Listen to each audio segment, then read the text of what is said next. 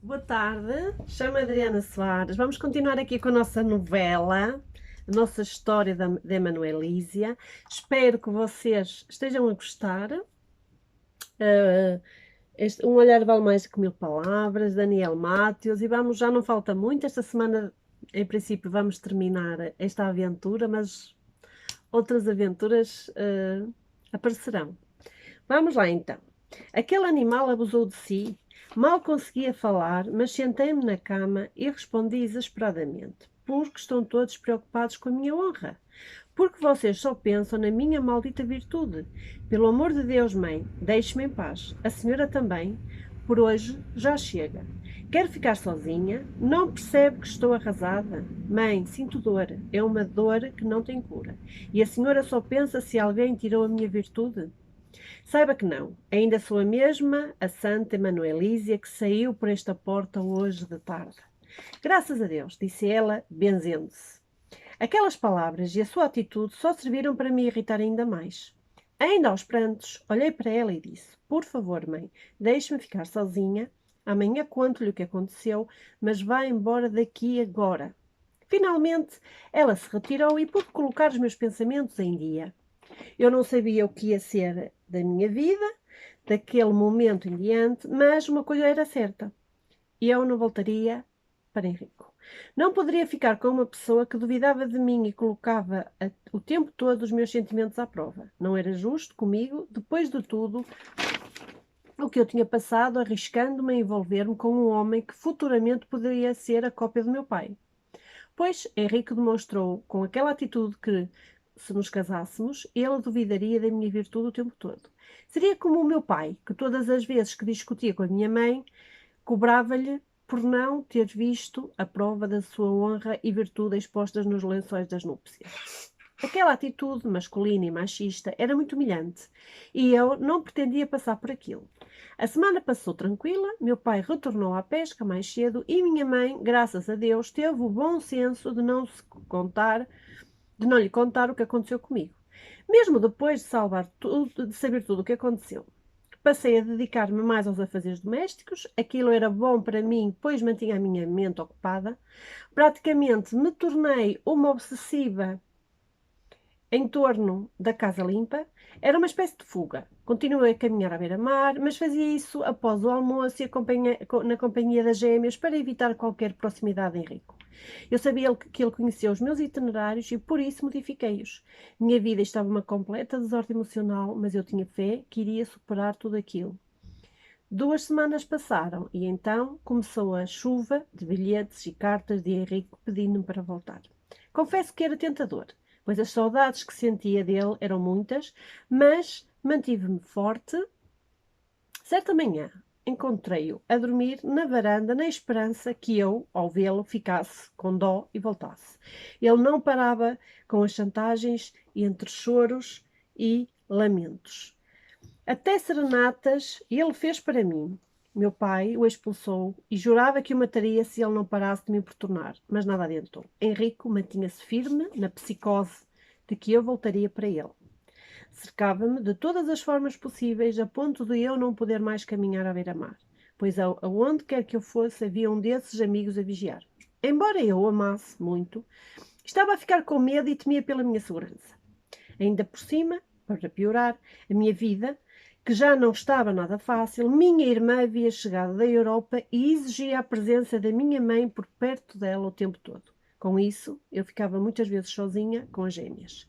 Era nesse momento que Henrique aproveitava para ficar do lado fora da porta, batendo e pedindo para que eu o deixasse entrar. Isso nunca contei aos meus pais, pois temia que meu pai tomasse uma atitude com Henrique. Mas essa atitude foi prejudicial para mim. Deu a impressão de que eu estava conivente com ele. Alguns dias depois, meu pai foi levar minha mãe à casa de Eulália. Só para variar, eu fiquei sozinha em casa.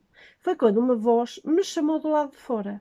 E não era a voz de Henrico, era Maxwell que me tinha vindo ver. Confesso que o que senti foi um misto de sentimentos. Foi como se o meu passado fosse uma sombra e estivesse a bater à minha porta. Ansiosa e nostálgica, abri a porta imediatamente, sem pensar duas vezes. Porém, eu não havia percebido que o perigo estava do lado de fora, vigiando-me. Convidei-o para entrar e tomamos um chá. Eu e Maxwell conversámos sobre tantas coisas saudosas. Aquela raiva que havia sentido por ele havia passado por completo. Só sobrou um sentimento fraternal.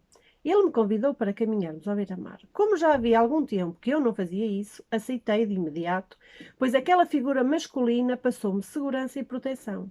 Ele me contou que não era feliz com Eulália, que dormiam em quartos separados e que o único sentimento que o prendia à minha irmã era o afeto que tinha pela filha de ambos, Cristine.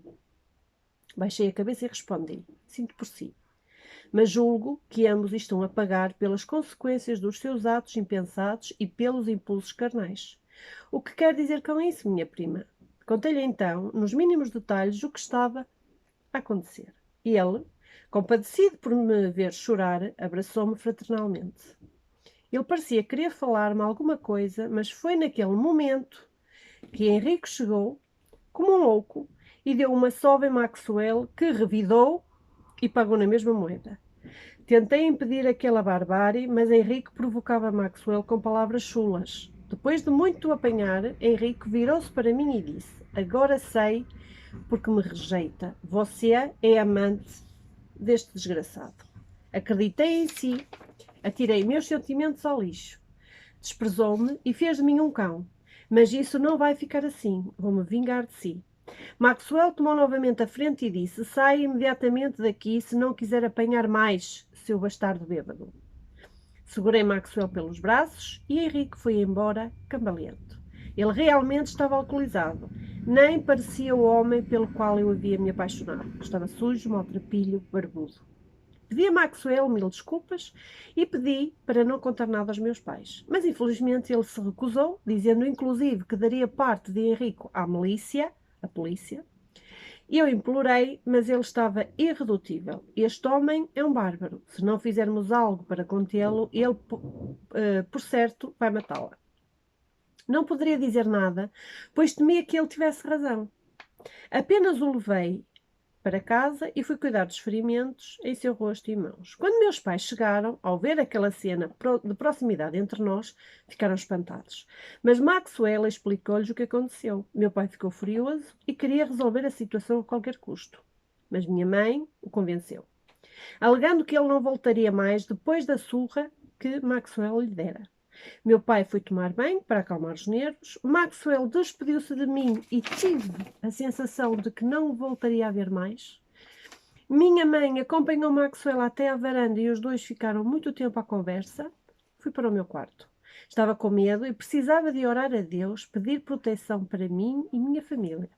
Sentia que algo de mau estava a acontecer, mas como estava diante dos meus caminhos, não pude entender o que poderia ser. Achei que era uma fatídica tarde que passei. Os dias foram passando. Como não tive mais notícias de Henrico, acreditei que ele não iria mais procurar. Embora os meus instintos de bruxa estivessem um tanto aguçados, eu não dava importância a isso. Continuei com a minha vida normalmente. Voltei a caminhar pela praia. A princípio andava por perto, mas aos poucos fui-me afastando cada vez mais da minha casa, até que me senti totalmente segura para caminhar até às cavernas. Eu ficava horas por lá, lendo os livros que Leonor havia-me deixado. Ocupava a minha mente, tentando não pensar mais em Henrico. O amor é o sentimento mais belo do planeta, mas quando não dá certo, é melhor não persistirmos no erro.